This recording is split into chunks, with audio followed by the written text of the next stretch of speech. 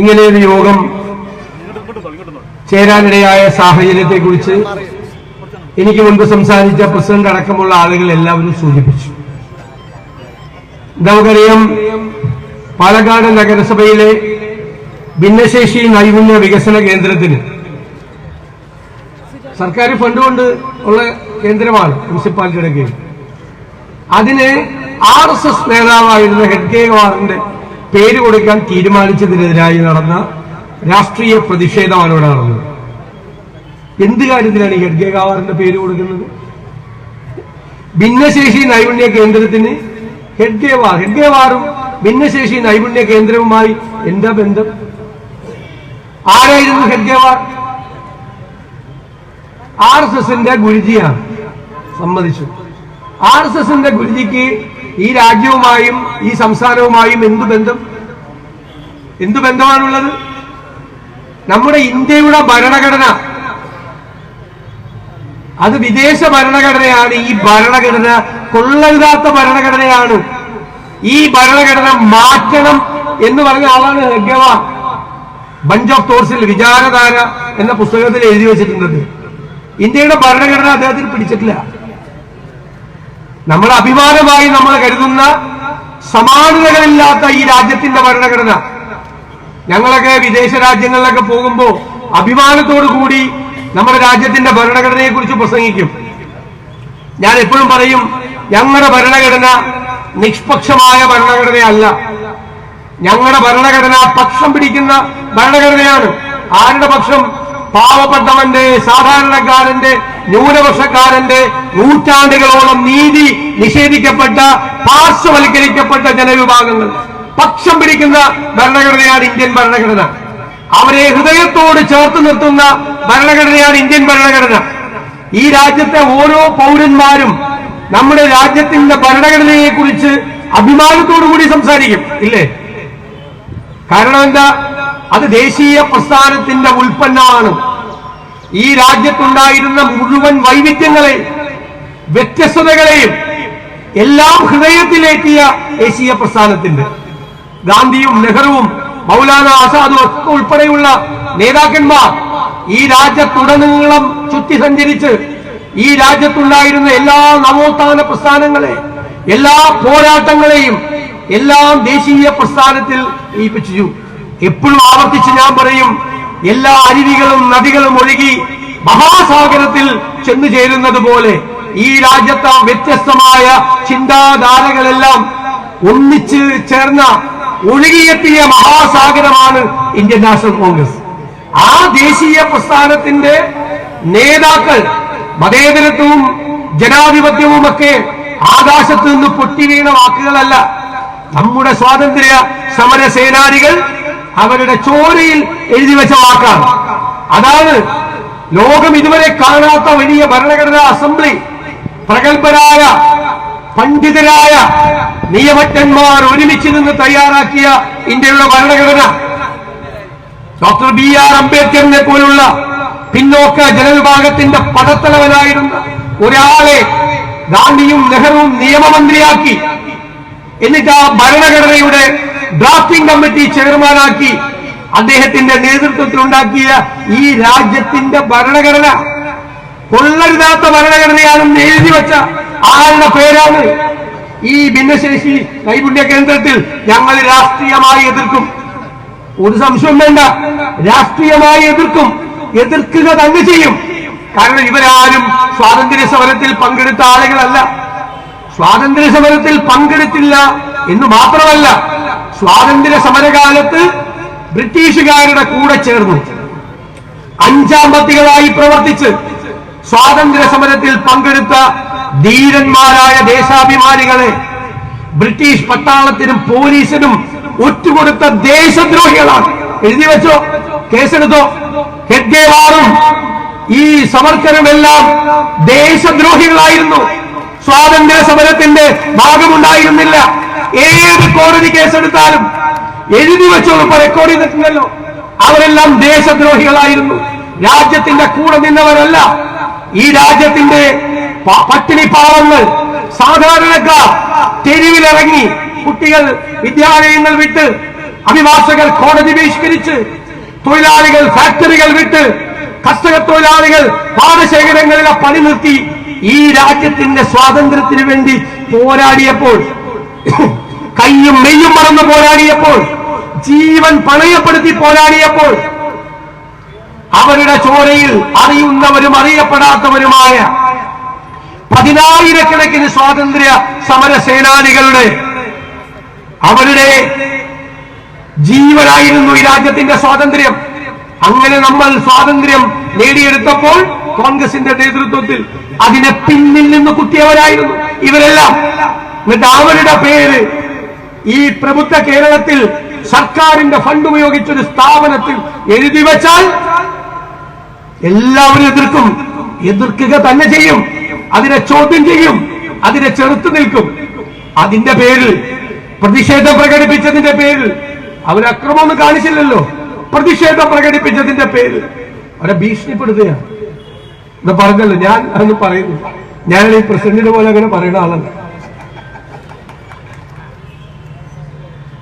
ഒരു കൊലക്കേസിൽ പ്രതിയായ, രാഷ്ട്രീയ കൊലപാതകമൊന്നുമല്ല, കൊട്ടേഷൻ ആളായി പോയിട്ട് ഒരു കൊലക്കേസിൽ ഒരുത്തരെ കുത്തിക്കൊന്ന കേസിൽ പ്രതിയായ ഒരുത്തരെ ജില്ലാ പ്രസിഡന്റാക്കി BJP വെച്ചിട്ട് അവനെ കൊണ്ട് ഞങ്ങളെ പേടിപ്പിക്കാറിയിരിക്കുക. ക്രിമിനലിനെ കൊണ്ട്, ഒരു ക്രിമിനലിനെ പിടിച്ച് ജില്ലാ പ്രസിഡന്റാക്കി വെച്ചിട്ട് ഞങ്ങളുടെ കുട്ടികളെ പഠിപ്പിക്കാൻ വന്നിരിക്കുക. സന്ദീപ് വാര്യരെ ഭീഷണിപ്പെടുത്തിയെന്ന് പറഞ്ഞു. രാഹുൽ മാങ്കുളത്തിനെ മാത്രമല്ല, സന്ദീപ് വാര്യരെ ഭീഷണിപ്പെടുത്തിയത്. അത് ദേഷ്യം ഉണ്ടാവുമല്ലോ. ഞങ്ങൾ പറയുന്നു, സന്ദീപ് വാര്യരുടെ മുഖത്ത് നോക്കണമെങ്കിൽ ഞങ്ങളുടെ കൂട്ടത്തിൽ കുറെ പേരുടെ ചോര വീണാലേ അദ്ദേഹത്തിന്റെ മുഖത്ത് നോക്കാൻ ഞങ്ങൾ സംഭവിക്കുന്നു. മുഖത്ത് നോക്കാൻ, മനസ്സിലായല്ലോ? കണ്ണിലെ കൃഷ്ണമണി പോലെ ഞങ്ങൾ സംരക്ഷിക്കും. രാഹുലിന് സത്യം പറയുന്നതിന്റെ ആവശ്യമൊന്നുമില്ല. പോരാളിയാണ് രാഹുൽ, ഇല്ലേ?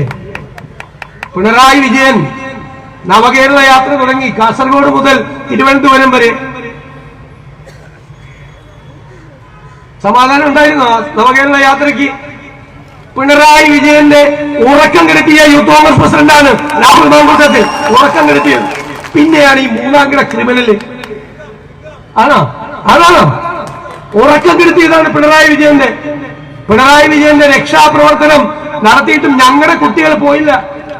100 കണക്കിന് പേരാണ് പോലീസുകാരുടെ, ക്രിമിനലുകളുടെ, ഗുണ്ടകളുടെ, പിണറായി വിജയന്റെ കൂടെയുള്ള സെക്യൂരിറ്റി ഗാർഡിന്റെ ഗൺമാന്റെ വരെ മർദ്ദനം വെച്ചിട്ടും ആ സമരത്തെ തോപ്പിക്കാൻ പറ്റിയോ? നവകേരള സദസ്, പിണറായി വിജയന്റെ നവകേരള സദസ് കേരളത്തിന്റെ മുന്നിൽ ഒരു പരിഹാസ പാത്രമായി മാറി. അത് ഈ ചെറുപ്പക്കാരന്റെ നേതൃത്വത്തിൽ കേരളത്തിൽ നടത്തിയ ധീരോദാത്തമായ പോരാട്ടത്തിന്റെ പരിണതഫലമാണ്. ആ ആളെ പേടിപ്പിക്കാൻ നിൽക്കുന്നത്. സെക്രട്ടേറിയറ്റിന്റെ മുന്നിൽ 500ഉം 1000ഉം പോലീസുകാർ വരുമ്പോൾ ചെറുപ്പക്കാരെ നയിച്ചുകൊണ്ട് അവിടെ പോയി ഈ തോക്കും പിടിച്ചു നിൽക്കുന്ന, നിറതോക്കും പിടിച്ചു നിൽക്കുന്ന, ലാത്തിയും പിടിച്ചു നിൽക്കുന്ന, ടിയർ ഗ്യാസ് ഷെല്ല് പൊട്ടിക്കാൻ തയ്യാറായി നിൽക്കുന്ന 100 കണക്കിന് പോലീസുകാരുടെ നടുവിലൂടെ കേരളത്തിലെ യൂത്ത് കോൺഗ്രസിന് നേതൃത്വം കൊടുക്കുന്ന ഈ ചെറുപ്പക്കാരൻ. ഞങ്ങൾ പിന്നെ വന്നത് ഞങ്ങളുടെ കുട്ടികൾക്ക് ആരെങ്കിലും ഭീഷണിപ്പെടുത്തിയോ അവരെ പേടിപ്പിക്കുകയോ ചെയ്ത ഞങ്ങളെല്ലാം അവിടെ എത്തും. ഒരു സംശയം വേണ്ട, അവിടെ എത്തും. അതുകൊണ്ട് ഇത് ഞങ്ങളെല്ലാം ഭയങ്കരമായിട്ട് പേടിച്ചു പോയി. അതുകൊണ്ടാണ് എല്ലാവരും കൂടി വന്നത് എന്നുള്ള തെറ്റിദ്ധാരണ ഒരാൾക്കും വേണ്ട. ഞങ്ങൾ ഈ സർക്കാരിന്റെയും കേന്ദ്ര സർക്കാരിന്റെയും വർഗീയതയ്ക്കെതിരായിട്ട് പോരാട്ടം നടത്തുന്നവരാ. വിട്ടുവീഴ്ചയില്ലാത്ത പോരാട്ടം നടത്തുന്നവരാ. ഞങ്ങളുടെ നേതാവ് രാഹുൽ ഗാന്ധിയാ. കോംപ്രമൈസ് ചെയ്യോ രാഹുൽ ഗാന്ധി? വർഗീയതയുമായി സന്ധി ചെയ്യോ?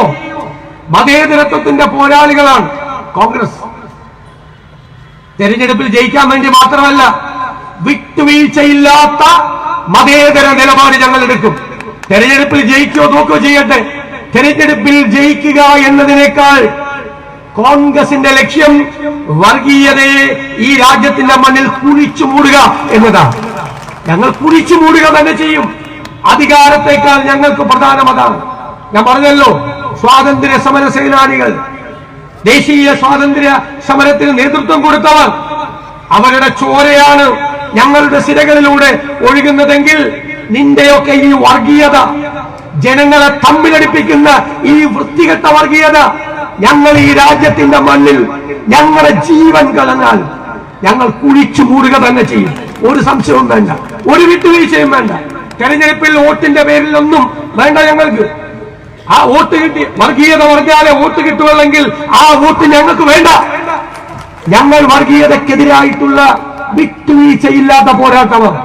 എവിടെയും ഞങ്ങൾ പോരാടും. ഞങ്ങളുടെ നേതാവ് ശ്രീ രാഹുൽ ഗാന്ധി അധികാരത്തിലൊന്നുമില്ല, പക്ഷെ പോരാട്ടത്തിൽ വിട്ടുവീഴ്ചയില്ല. ആ പോരാട്ടം തുടരുക തന്നെ ചെയ്യും. ഈ രാജ്യത്തെ ഭിന്നിപ്പിക്കാൻ ഒരു ശക്തിയെയും ഞങ്ങൾ സമ്മതിക്കില്ല. എന്തിന്റെ പേരിലാണെങ്കിലും ഞങ്ങൾ സമ്മതിക്കില്ല. ഞങ്ങൾ രാജ്യത്തോടൊപ്പം നിൽക്കും. രാജ്യത്തിന് നേരെ ഭീകരർ വെടിവെച്ചപ്പോൾ അത് ഈ രാജ്യത്തിന് നേരെ നടന്ന വെടിവെപ്പായിട്ടാണ് ഞങ്ങൾ കരുതിയത്. ഞങ്ങൾക്ക് നേരെ ഉണ്ടായ വെടിയുണ്ടകളായിട്ടാണ് ഞങ്ങൾ കരുതിയത്. ഞങ്ങൾ രാജ്യത്തോടൊപ്പം ഞങ്ങൾ ഉറച്ചു നിന്നു. ഈ രാജ്യത്തെ ജനങ്ങളെ സംരക്ഷിക്കാനുള്ള ബാധ്യത ഈ രാജ്യത്തെ ഗവൺമെന്റിനുണ്ട്. എന്താ പറഞ്ഞത്? ഞങ്ങളൊന്നും ഇതുവരെ രാഷ്ട്രീയം പറഞ്ഞിട്ടില്ല ഇതിനകത്ത്. എന്താ പറഞ്ഞത്? കേന്ദ്ര ഗവൺമെന്റും പട്ടാളവും അറിഞ്ഞില്ല. ബൈസെക്ഷനില് ആളുകളെ, ടൂറിസ്റ്റുകളെ കയറ്റാൻ അനുമതി കൊടുത്തത്, ഈ പറയുന്ന വിവാദം സംഭവം നടന്ന സ്ഥലത്ത് ടൂറിസ്റ്റുകളെ പ്രവേശിപ്പിക്കാൻ അനുവാദം കൊടുത്തത് പട്ടാളവും അറിഞ്ഞില്ല, കേന്ദ്ര ഗവൺമെന്റും അറിഞ്ഞില്ല. ഈ നാട്ടിലെ, ഈ രാജ്യത്തെ മുഴുവൻ ടൂറിസ്റ്റ് ഓപ്പറേറ്റർമാരും അറിഞ്ഞു. ഈ രാജ്യത്തെ മുഴുവൻ ടൂറിസ്റ്റ് ഓപ്പറേറ്റർമാർക്കും ഈ ബൈസറൻ വാലി തുറന്നു കൊടുത്തത് അറിയാം. അവര് ബൈസറൻ വാലിയിലേക്ക് ആളുകളെ ബുക്ക് ചെയ്ത് ഈ കേരളത്തിൽ നിന്നുൾപ്പെടെ ആളുകളെ അങ്ങോട്ട്, രാജ്യം മുഴുവൻ 10,000-കണക്കിന് ആളുകൾ അങ്ങോട്ട് പറഞ്ഞയച്ചു. ഈ സംഭവം നടന്നതിന്റെ തലേ ദിവസം എറണാകുളത്ത് കൊച്ചി എയർപോർട്ടിൽ ഞാൻ വരുമ്പോൾ കൊച്ചിയിൽ നിന്ന് കാശ്മീരിലേക്ക് വനിതകളുടെ ഒരു സംഘം പോകുന്നു. അവർ എന്റെ കൂടെ നിന്ന് ചിത്രം എടുത്ത്. ഞാൻ ചോദിച്ചു എങ്ങോട്ട് പോകുന്നു? അവർ പറഞ്ഞു കാശ്മീരിൽ. കാശ്മീരിൽ എവിടെയാ പോകുന്നത്? ബൈസറൻ വാലിയിലേക്കാണ് പോകുന്നത്. ടൂറിസ്റ്റ് ഓപ്പറേറ്റേഴ്സ് ആണ്. ഈ രാജ്യത്തെ മുഴുവൻ ടൂറിസ്റ്റ് ഓപ്പറേറ്റർമാരും അറിഞ്ഞു ബൈസറൻ വാലി ഓപ്പൺ ചെയ്തത്. ഇന്ത്യ ഗവൺമെന്റ് അറിഞ്ഞില്ല, ഇന്ത്യയിലെ പട്ടാളം അറിഞ്ഞില്ല എന്ന് പറഞ്ഞാൽ അത്രേ ഞാൻ പറയുന്നുള്ളൂ. ഈ സമയത്ത് രാജ്യം ഒരുമിച്ച് നിൽക്കണം. അതിന്റെ കൂടെയാണ് ഞങ്ങൾ. ഞങ്ങളാരും രാജ്യവിരുദ്ധരല്ല. ഈ പാകിസ്ഥാൻ ഈ രാജ്യത്തിന് നേരെ കണ്ണുപിടിച്ച് കാണിച്ചപ്പോൾ ചുട്ട മറുപടി കൊടുത്ത ഇന്ദിരാഗാന്ധിയുടെ പാർട്ടിയാണിത്. ഇന്ദിരാഗാന്ധിയുടെ പാർട്ടി പാകിസ്ഥാന് സഹായമായി ഇന്ത്യയും പാകിസ്ഥാനും തമ്മിൽ യുദ്ധം നടന്നപ്പോ അമേരിക്ക 7ാം നാവികപ്പടയെ അയക്കുമെന്ന് പറഞ്ഞു. അമേരിക്കൻ പ്രസിഡന്റ് നിക്സൺ ഇല്ലേ? നിക്സൺ അല്ലേ പറഞ്ഞു 7ാം നാവികപ്പട. 7ാം നാവികപ്പട എന്ന് പറഞ്ഞാൽ അന്ന് ലോകം ഭയന്ന് പറിക്കും. മിസൈൽ സംവിധാനമുള്ള വലിയ ഫ്ലീറ്റാണ്, കപ്പലുകളുടെ ഫ്ലീറ്റാണ്. വലിയ രാജ്യമല്ല അമേരിക്ക. എല്ലാവരും പേടിച്ചു നിൽക്കുന്ന കാലമാണ്. ശ്രീമതി ഇന്ദിരാഗാന്ധി പറഞ്ഞത് എന്താണെന്നറിയാം? 7ാം നാവികപ്പടയെ അമേരിക്ക ഇന്ത്യ സമുദ്രത്തിലേക്ക് അയച്ചാൽ, ഇന്ത്യയിലേക്ക് അയച്ചാൽ ഇന്ത്യ സമുദ്രത്തിൽ അതിനെ കെട്ടിത്താഴ്ത്തുന്നു. അങ്ങനെ മറുപടി കൊടുത്ത ഇന്ദിരാഗാന്ധിയുടെ പാർട്ടിയാണ്. ഞങ്ങൾ ഈ രാജ്യം ഭരിച്ചപ്പോൾ ഈ വൈദേശിക ഭീഷണികളെ നേരിട്ട രാജ്യമാണ്. ഈ രാജ്യത്തിന്റെ പരമാധികാരത്തെ ഉയർത്തിപ്പിടിച്ച രാജ്യമാണ്. ഞങ്ങൾ അതുമായി മുന്നോട്ട് പോകും. അതുകൊണ്ട് ഭീഷണിപ്പെടുത്താനൊന്നും ആരും വരണ്ട. ഇപ്പൊ ഇവരെല്ലാവരും തമ്മിൽ ഒരുമിച്ച് ഇന്ന് പക്ഷേ മുനിസിപ്പാലിറ്റിയിൽ വീണ്ടും മുനിസിപ്പാലിറ്റിയിൽ എന്താ ഇന്ന് ഗാലറിയിൽ മുഴുവൻ കുറെ ക്രിമിനലുകളെ കൊണ്ടുവരായിരുന്നു BJP-ക്കാർ. നമ്മുടെ 3 കൗൺസിലർമാർ അനുപമയും മൻസൂറും അഷ്റഫയും ഒരാശുപത്രിയിലാണ്. അവിടെ ബഹളം ഉണ്ടാക്കിയതാണ്. ക്രിമിനലുകളെ കൊണ്ടുവന്ന് മുനിസിപ്പൽ കൗൺസിൽ ബഹളം ഉണ്ടാക്കാം. അതൊന്നും ഞാൻ പ്രസിഡന്റ് പറഞ്ഞ ഭാഷയിൽ പറയുന്നില്ല. പ്രസിഡന്റ് അത് പറയാനുള്ള പറയുന്നത് വേണ്ട, അത് വേണ്ട, അതിനി ആവർത്തിക്കണ്ട. അതായിരിക്കും നിങ്ങൾക്ക് നല്ലത്. ഇത്രയും ഞാൻ പറയുന്നുള്ളൂ. ഞാൻ ഏറ്റവും സൗമ്യമായ ഭാഷയിലാണ് പറഞ്ഞു. ഇതങ്ങനെയല്ല, ഭയങ്കര കുഴപ്പമാണ്. അത്ര ഞാൻ പറയില്ല. ഏറ്റവും സൗമ്യമായ ഭാഷയിൽ അത് വേണ്ട. മനസ്സിലായില്ല? കാര്യം മനസ്സിലായില്ല. അത് വേണ്ടെന്ന് പറഞ്ഞപ്പോ അത് വേണ്ട. പിന്നെ ഇവരെല്ലാവരും ഇവർക്ക് എന്താ പരിപാടി? ഇപ്പോ വിഴിഞ്ഞം തുറമുഖത്തിന്റെ ഉദ്ഘാടനമാണ്.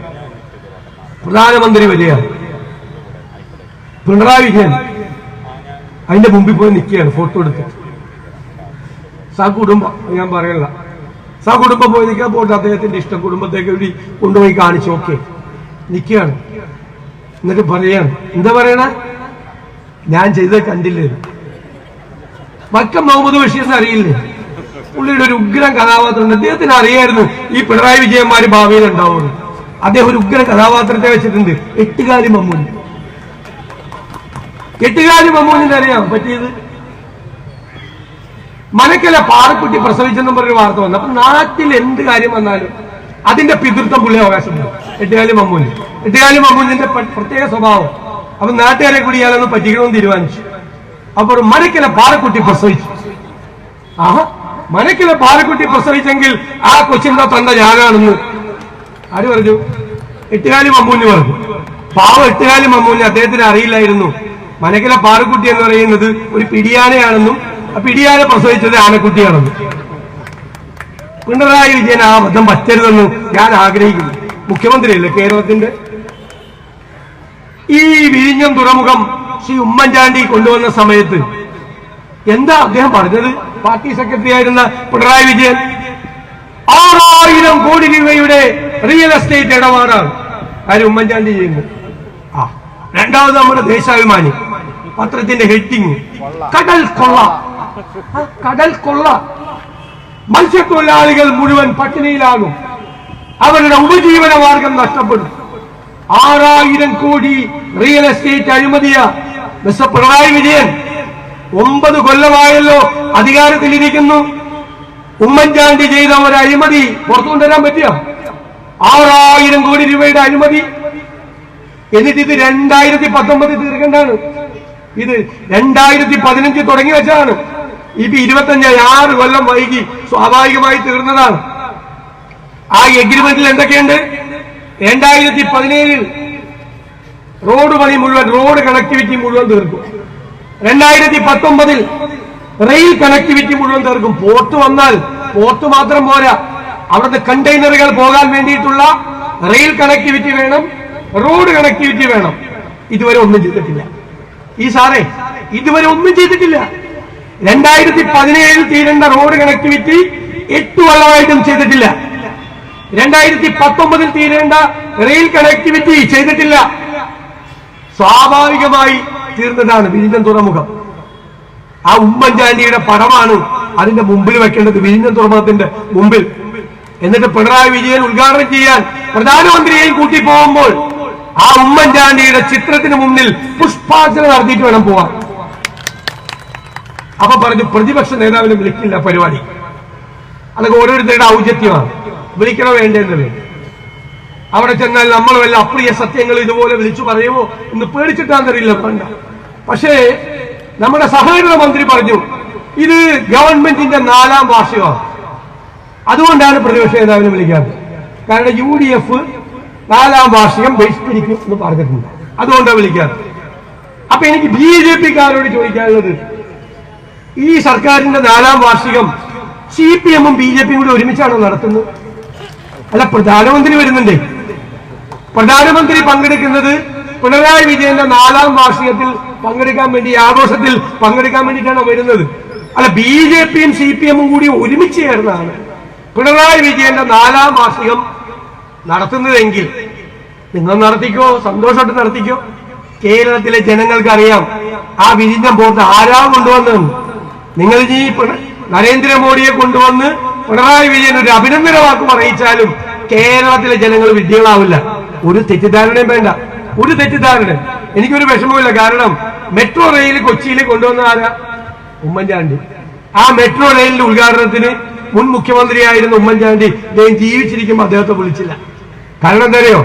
അവിടെ ഇരുന്നാൽ എല്ലാ ശ്രദ്ധാകേന്ദ്രവും ഉമ്മൻചാണ്ടി ആവും, അതുകൊണ്ടാണ് വിളിക്കാറുന്നത്. അതപ്പോ പിണറായി വിജയന് പേടിയുണ്ട്, അതുകൊണ്ടാ. എന്നെ പേടിയാന്നല്ല, ഞാൻ ഇതെല്ലാം പറയും അവിടെ ചെന്ന്, എനിക്ക് നിയന്ത്രിക്കാൻ പറ്റില്ല. അത് അദ്ദേഹത്തിന് എന്നെ നന്നായിട്ട് അറിയാവുന്നതുകൊണ്ട് വിളിക്കേണ്ടെന്ന് വെച്ചാൽ ഒരു കുഴപ്പമില്ല. നരേന്ദ്രമോദിയും പിണറായി വിജയനും കൂടി BJP-യും CPM കൂടി അത് ഉദ്ഘാടനം ചെയ്യും. ജനങ്ങൾ ആഘോഷിച്ചോളൂ. ജനങ്ങളുടെ മനസ്സിൽ ഉമ്മൻചാണ്ടിയുടെ പേരുണ്ടാവും, UDF സർക്കാരിന്റെ പേരുണ്ടാവും. ഇവര് തമ്മിൽ സഹയാത്രികരാണ്. ഒരേ വഴിയിലൂടെ സഞ്ചരിച്ചുകൊണ്ടിരിക്കുകയാണ് ഇവരെല്ലാം. ഒരേ വഴിയിലാണ് സഞ്ചരിക്കുന്നത്. സംഭവം എന്താ?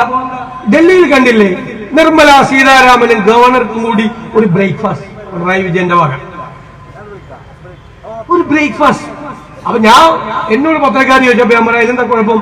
ധനകാര്യമന്ത്രി കാണുമല്ലേ, കേരളത്തിന്റെ ധനകാര്യ പ്രശ്നങ്ങൾ, ധനപ്രതിസന്ധിയൊക്കെ ചർച്ച ചെയ്യേണ്ടത്, എന്താ കുഴപ്പം? ഞാൻ ചൂടായി മാധ്യമപ്രവർത്തകരോട്, നിങ്ങൾക്ക് എന്താ കുഴപ്പം? അവർ കാണട്ടെ. പിന്നെയാണ് അറിഞ്ഞത് കേരളത്തിന്റെ ധനപ്രതിസന്ധിയെ പറ്റി ഒന്നും പറഞ്ഞത്, വേറെ കാര്യമാണ് പറഞ്ഞത്. വേറെ കാര്യം അറിയാല്ല എന്താ പറയേണ്ടതെന്ന്. ഈ SFIO എന്ന് പറയുന്നത് ആരുടെ ഏജൻസി? ആരുടെ കീഴിലുള്ള ഏജൻസിയാ? ധനവകുപ്പിന്റെ കീഴിലുള്ള ഏജൻസിയാണ്. അപ്പൊ നിർമ്മല സീതാരാമന് കാണണം, കാര്യം അറിയാലോ, കാണാതിരിക്കാൻ പറ്റൂലല്ലോ. പിന്നെ ഇതേ ഗവർണർമാരൊക്കെ ഡിന്നറിന് വിളിച്ചേക്കുന്നു, 3 ഗവർണർമാർ, BJPയുടെ 3 ഗവർണർമാര്, ശ്രീധരൻപിള്ള അല്ലെ കേരള ഗവർണർ, പിന്നെ ആനന്ദ ബോസ്, 3 പേരെയും വിളിച്ചു. അവരവസാനം മാറിക്കളഞ്ഞ് അവർക്ക് മനസ്സിലായി കാര്യം എന്തായിരിക്കും, അവർക്ക് മനസ്സിലായി കാണും. 3 പേരെ വിളിച്ചു. ഇനി ഈ ഒരു ലഞ്ച് ഉണ്ട് മെയ് ആദ്യവാരം, അത് ആരായിട്ടാണെന്ന് എനിക്കറിയാം. പിണറായി വിജയൻ ആർക്കാണ് ഡൽഹിയിൽ പോയി ലഞ്ച് കൊടുക്കാൻ പോകണമെന്ന് എനിക്കറിയാം. ഞാൻ ഇപ്പൊ പറയില്ല. ലഞ്ച് ആദ്യത്തെ ആഴ്ച, അപ്പൊ ബ്രേക്ക്ഫാസ്റ്റ്, ഡിന്നർ, ലഞ്ച് ആർക്കൊക്കെ ആയിട്ടാ? BJPക്കാര് കഴിക്കും. ഇങ്ങനെ വേണം, മനസ്സിലായ? എന്താ കാര്യം നിങ്ങൾക്ക് എല്ലാവർക്കും മനസ്സിലായല്ലോ. എന്തിനാണ് അവരുടെ കാല് പിടിക്കണമെന്ന് മനസ്സിലായല്ലോ. എന്തിനാ അവരുടെ കാല് പിടിക്കുന്നത്? എന്തിനാ BJPക്കാരുടെ കാല് പിടിക്കുന്നത്? BJPക്കാരാണെങ്കിൽ കറക്റ്റായിട്ട് SFIയെ കൊണ്ടൊരു കേസ് ഫയലിപ്പിച്ചു മകൾക്കെതിരായിട്ട്, മകളുടെ കമ്പനിക്കെതിരായിട്ട്. വേറെ പ്രശ്നമൊന്നുമില്ല. ഒരു CMRL കമ്പനിയിൽ നിന്ന് 2,70,00,000 രൂപ മകളുടെ കമ്പനി മേടിച്ചു. അപ്പൊ കമ്പനിയുടെ ആളുകൾ SFIക്കൊക്കെ മൊഴി കൊടുത്തു. പ്രത്യേകിച്ച് ഒരു സർവീസും ചെയ്തു തന്നിട്ടില്ല, പ്രത്യേകിച്ച് ഒരു പണിയും ചെയ്യാതെ. ശ്രീകണ്ഠന്റെ അക്കൗണ്ടിലേക്ക് ആരെങ്കിലും 2,70,00,000 രൂപ അയക്കുമോ? ഞാൻ തുറച്ചുകൂടി കഴിഞ്ഞാൽ അങ്ങനെ അയക്കും ആരെങ്കിലും? ഒരു സർവീസും ചെയ്യാതെ, അല്ലെന്ന് ഒരു പണിയും ചെയ്യാതെ നമ്മൾ ആരുടെ അക്കൗണ്ടിലേക്ക് 2,70,00,000 രൂപ അയക്കുമോ? പക്ഷെ മുഖ്യമന്ത്രിയുടെ മകളുടെ അക്കൗണ്ടിലേക്ക് അയച്ചു, ഒരു സർവീസും ചെയ്യാതെ. അപ്പൊ SFIO കേസെടുത്തപ്പോ ഇപ്പോ ഭയങ്കരമായിട്ട് ഇവരെ പിടിച്ചു കളയുന്നൊന്നും ആരും തെറ്റിദ്ധരിക്കണ്ട. പാർലമെന്റ് ഇലക്ഷന് മുമ്പ് ഇവിടെ മാധ്യമപ്രവർത്തകരൊക്കെ നിൽക്കുന്നുണ്ട്. മാധ്യമപ്രവർത്തകരെ എല്ലാം കൊടുത്തൊരു ലീഡുണ്ട്. കരിവന്നൂരിൽ ED പിടിമുറുക്കി. കരിവന്നൂരിൽ ബാങ്ക് 400 കോടി കൊള്ളയടിച്ചാണ് CPM-കാർ. അവിടെ ED പിടിമുറുക്കി. ഞാൻ അന്ന്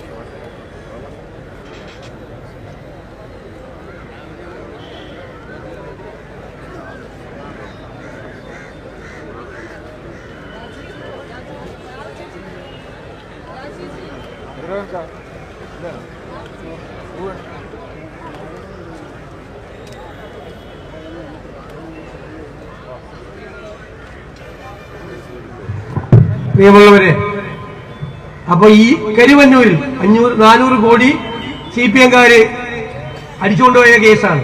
ED പിടിമുറുക്കി. അപ്പൊ ഞാൻ പറഞ്ഞു, ഒരു പിടിയും മുറുക്കിയിട്ടില്ല. അത് പാർലമെന്റ് ഇലക്ഷനിൽ സുരേഷ് ഗോപിയെ ജയിപ്പിക്കാൻ വേണ്ടി കേന്ദ്ര ഏജൻസി CPM നേതാക്കന്മാരുടെ കഴുത്തിലൊന്ന് പിടിച്ചാണ്. ഇത്രയുള്ളൂ. ഞാൻ പറഞ്ഞു, നിങ്ങൾ എടുത്ത് റെക്കോർഡ് നോക്കിക്കോ. ഇലക്ഷന് മുമ്പ് ഒറ്റ CPM നേതാക്കന്മാര് അവിടെ VS സുനിൽകുമാറിന് വേണ്ടി വർക്ക് ചെയ്തില്ല. കാരണം എന്താണെന്നറിയോ? ED വിളിക്കും. അപ്പൊ ഇവര് വിചാരിക്കും ഇപ്പൊ അറസ്റ്റ് ചെയ്യുന്നു. അറസ്റ്റ് ചെയ്യില്ല, പറഞ്ഞു വിടും. എന്നിട്ട് വേറൊരു ഡേറ്റ് കൊടുക്കും. അപ്പൊ ഇവര് പേടിക്കും, അന്നായിരിക്കും അറസ്റ്റ് ചെയ്യണമെന്ന്. അന്ന് പേടിച്ച് ചെല്ലും, അന്ന് അറസ്റ്റ് ചെയ്യില്ല. മൂന്നാമത് വിളിക്കും, മൂന്നാമതും ചെല്ലും. ഇങ്ങനെ പേടിപ്പിച്ച് കഴുത്തിൽ പിടിവെച്ച് ഇവരെ പേടിപ്പിച്ച് അവരെ CPM-ന്റെ വോട്ട് കൂടി BJP അടിച്ചു കൊണ്ടുപോയി സുരേഷ് ഗോപി ജയിച്ചു. അതുപോലെ ഈ നിയമസഭാ തെരഞ്ഞെടുപ്പിന് മുമ്പ് പിണറായി വിജയന്റെ കഴുത്തിൽ വെച്ചിരിക്കുന്ന ഒരു പിടിയാണ് ഈ SFI കേസ്. അത്രയും വിചാരിച്ചത് അത്രയേ ഉള്ളൂ, വലിയ ഇതൊന്നും വേണ്ട. അത്രയാണ് വിരട്ടി കൂടെ നിർത്താൻ വേണ്ടിയിട്ടാണ്. മനസ്സിലായില്ലേ? BJP സ്ഥാനാർത്ഥികളെ പാർലമെന്റ് ഇലക്ഷനിൽ സുരേഷ് ഗോപിയെ ജയിപ്പിച്ചതുപോലെ BJP സ്ഥാനാർത്ഥികളെ ജയിപ്പിക്കാൻ പറ്റും. നിങ്ങൾ ഒരു കാര്യം വിചാരിച്ചോ, കേരളത്തിലെ ജനങ്ങളിൽ മഹാഭൂരിപക്ഷം പേരും മതേതരത്വത്തിൽ വിശ്വസിക്കുന്നവരാണ്. ഇപ്പൊ ഇവരെല്ലാവരും ചേർന്ന് വെള്ളത്തിന് തീപിടിപ്പിക്കുന്ന, പച്ചവെള്ളത്തിന് തീപിടിപ്പിക്കുന്ന വർഗീയതയുമായി കേരളത്തിലേക്ക് വരിക. അതൊന്നും കേരളത്തിൽ ഓടില്ല. കാരണം കേരളത്തിൽ മതേതരത്വത്തെ സംരക്ഷിക്കാൻ, വർഗീയതയ്ക്കെതിരായി പോരാടാൻ ഇന്ത്യൻ നാഷണൽ കോൺഗ്രസും UDF-ഉം ഉണ്ട് എന്ന് ഞങ്ങൾ വിനയപൂർവ്വം ഓർമ്മപ്പെടുത്തുന്നു. ഇപ്പൊ നവകേരള യാത്രയ്ക്ക് ശേഷം അടുത്ത ആഘോഷം തുടങ്ങിയിരിക്കുകയാണ്. എന്താണ്? 4ാം വാർഷികത്തിന്റെ ആഘോഷം. എന്ത് കാണിച്ചിട്ടാണ് നിങ്ങൾ 4ാം വാർഷികം ആഘോഷിക്കുന്നത്? ഹൈവേ പണിതെന്നു. ഹൈവേ ആരാ പണിതത്? ഹൈവേ കേന്ദ്ര ഗവൺമെന്റാണ് പണിതത്. കേന്ദ്ര സർക്കാരിന്റെ പദ്ധതി, ഇന്ത്യയിൽ മുഴുവൻ ഹൈവേ പണിയുന്ന പ്രോജക്റ്റാണ്. UPA ഗവൺമെന്റിന്റെ കാലത്ത് മുതൽ റെഡിയാണ് കേന്ദ്ര ഗവൺമെന്റ് പണിയാൻ. സ്ഥലം എടുത്തു കൊടുത്തില്ല. അപ്പൊ പറയും ഞങ്ങൾ സ്ഥലം എടുത്തു കൊടുത്തു. ശരിയാണ്, സ്ഥലം എടുത്തു കൊടുത്തു. എന്തുകൊണ്ടാണ് സ്ഥലം എടുത്തു കൊടുക്കാൻ പറ്റിയത്?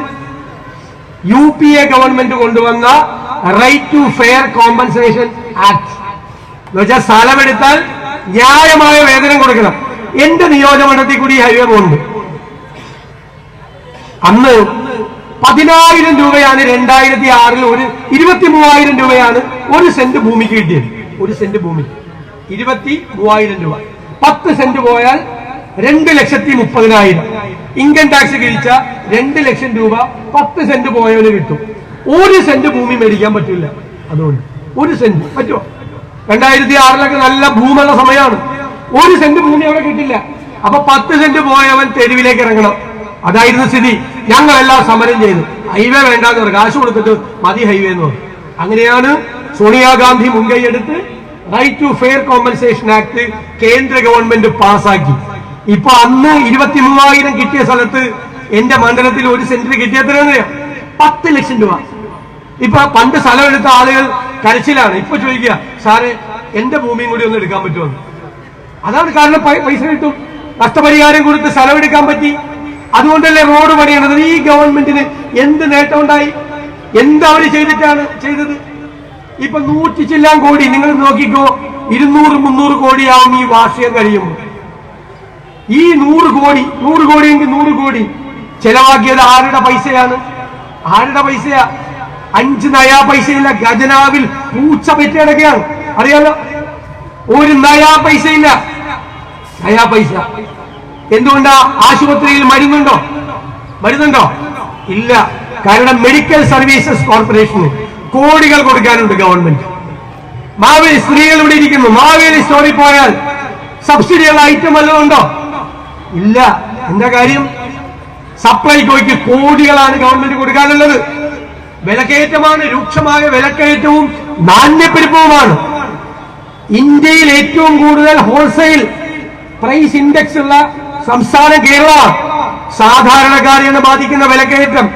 ആ വിലക്കയറ്റത്തെ നിയന്ത്രിക്കേണ്ട സപ്ലൈകോയ്ക്ക് കൊടുക്കാൻ കോടികളാണ് കൊടുക്കാനുള്ളത്. ആശുപത്രിയിൽ പോയാൽ കാരുണ്യ സ്കീമിന്റെ പൈസ ഉണ്ടോ? കോടികൾ ആശുപത്രികൾക്ക് കൊടുക്കാനുണ്ട്. കാസ്പിന്റെ കാർഡ്, കാരുണ്യ കാർഡ് അവർ സ്വീകരിക്കുന്നില്ല. നിങ്ങൾക്കറിയാലോ, ആശാ വർക്കർമാരുടെ സമരം തിരുവനന്തപുരത്ത് നടക്കുകയാണ് ഇല്ലേ? ആ സമരത്തിന് സഹായിച്ചില്ല എന്ന് മാത്രമല്ല, ആ സ്ത്രീകളെ അപമാനിക്കുകയാണ് മന്ത്രിമാർ. അഹങ്കാരികളായ മന്ത്രിമാർ കളിയാക്കിയാണ് സ്ത്രീകളെ, സമരം ചെയ്യുന്ന സ്ത്രീകളെ. എനിക്ക് ചോദിക്കാനുള്ളത്, നിങ്ങളുടേത് കമ്മ്യൂണിസ്റ്റ് പാർട്ടിയാണോ? തൊഴിലാളികൾ സമരം ചെയ്യുമ്പോൾ അവരെ പരിഹസിക്കുന്ന നിങ്ങൾ എന്ത് ഇടതുപക്ഷ പാർട്ടിയാ? ഈ പിണറായി വിജയന്റെ നേതൃത്വത്തിൽ കേരളം ഭരിക്കുന്നത് തീവ്ര വലതുപക്ഷ മുന്നണിയാണ്. തീവ്ര വലതുപക്ഷ മുന്നണി. ചേട്ടൻ ബാവയും അനിയനും ബാവയുമാണ്. ഡൽഹിയിൽ നരേന്ദ്രമോദി, ഇവിടെ പിണറായി വിജയൻ ഒരു പൈസ കൊടുക്കില്ല.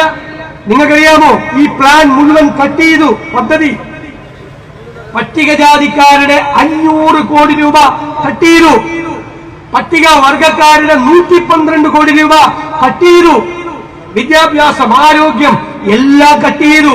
5 പൈസ സർക്കാരിനില്ല. പാവപ്പെട്ട പട്ടികജാതി വിദ്യാർത്ഥികൾക്ക് ഈ ഗ്രാൻസ് കൊടുത്തിട്ട് 2 വർഷമായി. ഒരു ചോദിക്കും പ്ലസ് 1-ലെയും പ്ലസ് 2-ലെയും കുട്ടികളോട്. 2 വർഷമായി പ്രൊഫഷണൽ കോളേജിൽ പഠിക്കുന്ന SC വിഭാഗം വിദ്യാർത്ഥികൾ, ST വിഭാഗം വിദ്യാർത്ഥികൾ ഹോസ്റ്റൽ ഫീസ് കൊടുക്കാനില്ലാതെ അവർ പഠനം നിർത്തിപ്പോലെയാണ്. കൊടുക്കാൻ പൈസയില്ല. സ്കൂളിൽ പാചകം ചെയ്യുന്ന പാചക തൊഴിലാളികൾക്ക് മാസം എത്രയും ശമ്പളം കൊടുത്തിട്ട് ഇനി സാമൂഹ്യ സുരക്ഷാ പെൻഷൻ വീട്ടിൽ കൊണ്ടുപോയി കൊടുക്കുന്ന ബാങ്കുകളിലെ കളക്ഷൻ ഏജന്റുമാർക്ക് പൈസ കൊടുത്തിട്ട് എത്ര മാസമായി? കെട്ടിട നിർമ്മാണ തൊഴിലാളികൾക്ക് ആനുകൂല്യം കിട്ടിയിട്ട് 16 മാസമായി. അംഗൻവാടി ജീവനക്കാർക്ക് പെൻഷനായാൽ കാശ് കൊടുത്തിട്ട് എത്ര മാസമായി? എവിടെ കർഷക തൊഴിലാളി പെൻഷൻ? ഈ നെല്ല് സംഭരണം നടക്കുന്നുണ്ടോ? ഇന്നും എന്നോട് മാത്തൂരി എന്നപ്പോ പറഞ്ഞു, സാറേ നെല്ല് സംഭരിക്കുന്നില്ല, 2 മാസമായി ചാക്കി കെട്ടി വെച്ചിരിക്കുക. ഈ മഴയത്ത് അത് പൊട്ടി മുള വന്നു. നെല്ല് സംഭരിക്കില്ല. നെല്ല് സംഭരിച്ചതിന്റെ PR ഷീറ്റ് ബാങ്കിൽ കൊണ്ടുപോയ ബാങ്ക് വേറെ പണി നോക്കാൻ പറയും. ബാങ്ക് സ്വീകരിക്കില്ല PR ഷീറ്റ്. കാരണം എന്താ? ബാങ്കിൽ കോടികളാണ് സർക്കാർ കൊടുക്കാനുള്ളത്, ബാങ്കിൽ കൊടുക്കാൻ. നെല്ല് സംഭരണം നടക്കുന്നില്ല, തേങ്ങാ സംഭരണം നടക്കുന്നില്ല. എന്തിനാ പഠിക്കുന്നത്? പണ്ട് ഇന്നസെന്റ് ചോദിച്ചതുപോലെ, എന്തിനാ നീ പഠിക്കുന്നതെന്ന് ചോദിക്കില്ലേ? അതുപോലെ എന്തിനാ പഠിക്കുന്നത്? 5 നയാ പൈസയിൽ എന്നിട്ടാണ് 100 ചില്ലാൻ കോടി ചെലവാക്കി ഈ വാർഷികാഘോഷം നടത്തുന്നത്. 15 കോടി രൂപയുടെ ബോർഡാണ് ഇയാളെ മോങ്ങാണ് വെച്ചിരിക്കുന്നത് കേരളത്തിൽ. 15 കോടി. ആ പാചക തൊഴിലാളികൾക്ക് ഒരു പെൻഷൻ കൊടുക്കാൻ പാടില്ലേ? പൈസ അവരെ വേതനം കൊടുക്കാൻ പാടില്ലേ? പാവപ്പെട്ട സ്ത്രീകളാണ് കൂടുതൽ. ആ ആശാവർക്കർമാർക്ക് പണം കൊടുക്കാൻ പാടില്ലേ? അവരോട് പറയാൻ പാടില്ലേ? ഒന്നും ചെയ്യൂല, ഇവരൊന്നും ചെയ്യില്ല. എന്നിട്ട് ഈ വാർഷികാഘോഷം നടത്തിയ, ഞാൻ പറയുന്നു, ഈ വാർഷികാഘോഷം അവസാനിക്കുമ്പോ പിണറായി വിജയൻ കേരളത്തിന്റെ മുന്നിൽ ഒരു പരിഹാസ കഥാപാത്രമാവും. ഒന്നും കയ്യിലില്ല. എന്നിട്ട് വാർഷികാഘോഷം നടത്തുക. വാർഷികാഘോഷ പരിപാടികൾ സാധാരണക്കാരന്റെ നികുതി പണം എടുത്തിട്ടാണ് ഇത് ചെയ്യുന്നത്. വൈദ്യുതി ചാർജ് കൂട്ടിയില്ല. എത്ര പ്രാവശ്യം കൂട്ടി? കഴിഞ്ഞ നവംബറിൽ കൂട്ടിയപ്പോ ഈ മാർച്ചിലെ കൂടി ഒരുമിച്ചാണ് കൂട്ടിയത്. ആരും അറിഞ്ഞില്ല. ഇപ്പൊ ബില്ല് വരുമ്പോ കൂടുതൽ ബില്ല് വന്നു തുടങ്ങുമ്പോ ഈ മാസം മുതൽ കൂടുതൽ ബില്ല്. എത്ര പ്രാവശ്യമാ വൈദ്യുതി ചാർജ് കൂട്ടിയത്? വൈദ്യുതി ബോർഡ് തകരാറിലായി, സപ്ലൈകോ പോയി, മെഡിക്കൽ സർവീസസ് കോർപ്പറേഷൻ പോയി, KSRTC കൂട്ടാറായി. അവിടെ മര്യാദയ്ക്ക് പെൻഷനും ശമ്പളവും കൊടുക്കുന്നില്ല. പിന്നെ എന്താണ് നിങ്ങൾ 9 വർഷം കേരളത്തിൽ ഉണ്ടാക്കി വെച്ചത്? കേരളത്തിൽ ഈ ജനങ്ങളെ മുഴുവൻ, സാധാരണക്കാരായ ജനങ്ങളെ മുഴുവൻ പൊറുതി മുട്ടിച്ച ഭരണമാണ് കേരളത്തിൽ നടത്തിയത്. എന്നിട്ടിപ്പോ BJPയുമായി ചേർന്നിട്ട് ഞങ്ങളെ പഠിപ്പിക്കാൻ വരണ്ട. നിങ്ങൾ ഒരുമിച്ച് പോയാൽ നിങ്ങൾ ഒരുമിച്ചാണ് പോകുന്നത് എന്ന് ഞങ്ങൾ കേരളത്തിലെ മതേതര വിശ്വാസികളായ ജനങ്ങളോട് ഞങ്ങൾ പറയും. ഒരു സംശയവും നിങ്ങൾക്ക് വേണ്ട. നിങ്ങൾ എന്ത് കാട്ടിക്കൂട്ടിയാലും